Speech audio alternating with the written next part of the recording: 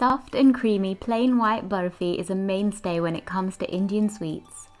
My version uses milk powder, cardamom and saffron for rich flavours and has a crumbly melt-in-the-mouth texture. Plain milk powder burfi.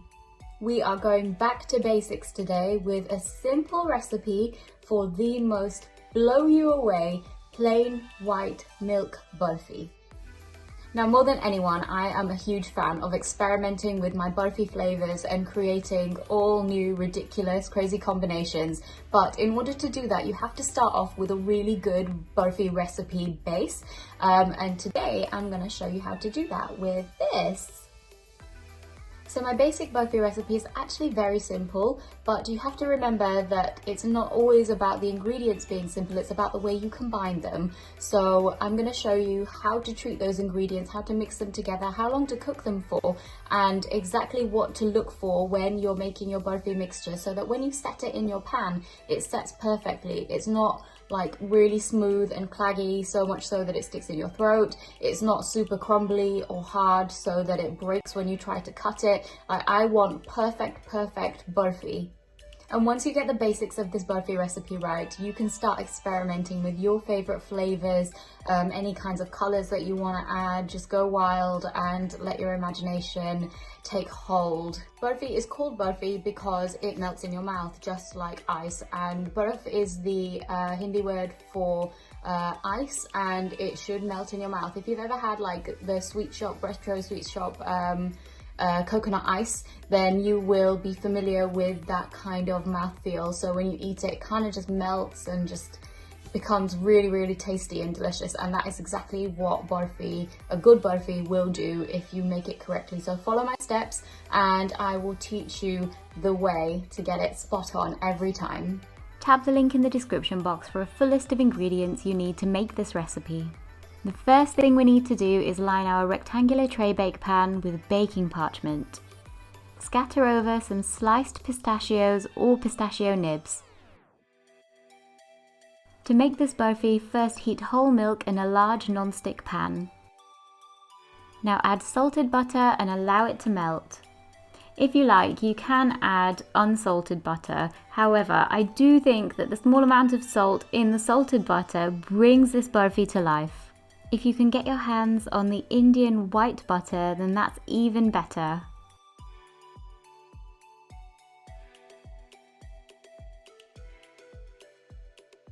Now add sugar and stir until it has completely melted.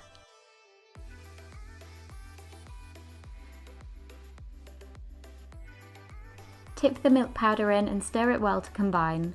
This mixture will now become thick and start looking a bit like mashed potato. Okay, so now you're going to get a bit of an arm workout because this burfi needs to be stirred constantly for the full length of cooking time.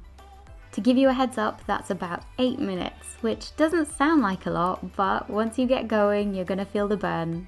Now's a good time to put on some Eye of the Tiger music. You've got this. Beat the burfi. Don't let the burfi beat you. Cook the burfi mixture over a very low heat, as low as your cooker will allow you to go, and keep it moving all the time, making sure that you scrape the bottoms and sides of the pan. If the heat is too high, then brown spots will start to appear at the base of the pan, and as you stir, those brown flecks will start to marble their way through your burfi, which isn't a good look.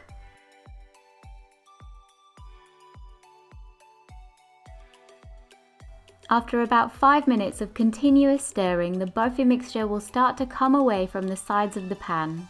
It's now time to add our lemon juice, vanilla extract, ground green cardamom seeds, and saffron.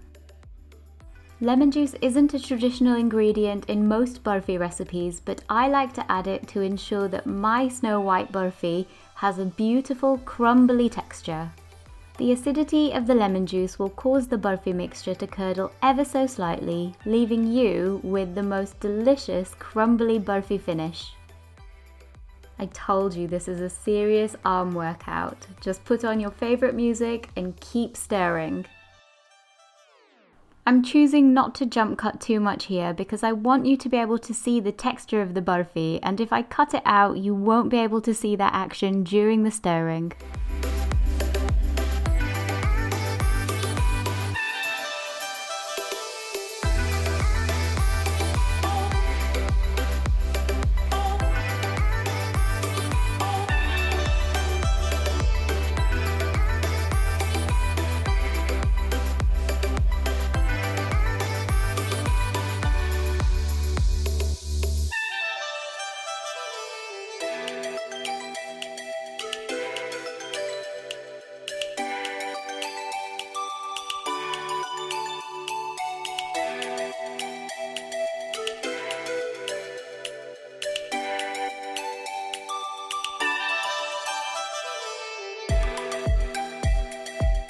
After about 8 minutes of cooking, the barfi mixture should be thick. Once it forms a soft mass that comes away from the sides of the pan and into a ball, it's ready. Spoon the cooked barfi mixture into the prepared tin lined with baking parchment. Press the mixture in with a rubber spatula, ensuring the surface is as even as you can get it.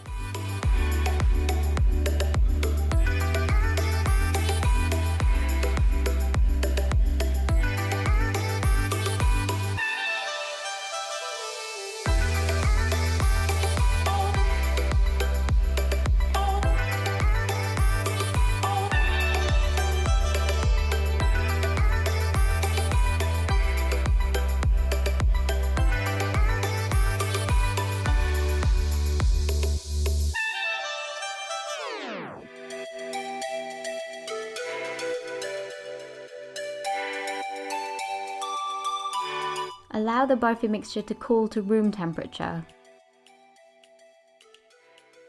Once it's cooled, cover and refrigerate for 30 minutes before turning out. The baking parchment will come away easily. Cut the barfi into even pieces and serve at room temperature. If you like, you can score the top first if that helps.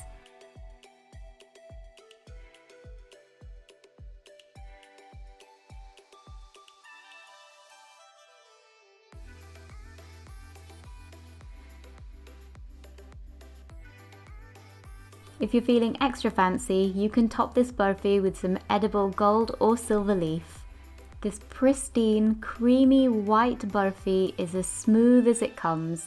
It has the most glorious melt-in-the-mouth texture and the crumbles are sublime. Don't forget to give this video a big thumbs up, and if you like my recipes and want more Indian comfort food recipes, then don't forget to subscribe to my channel.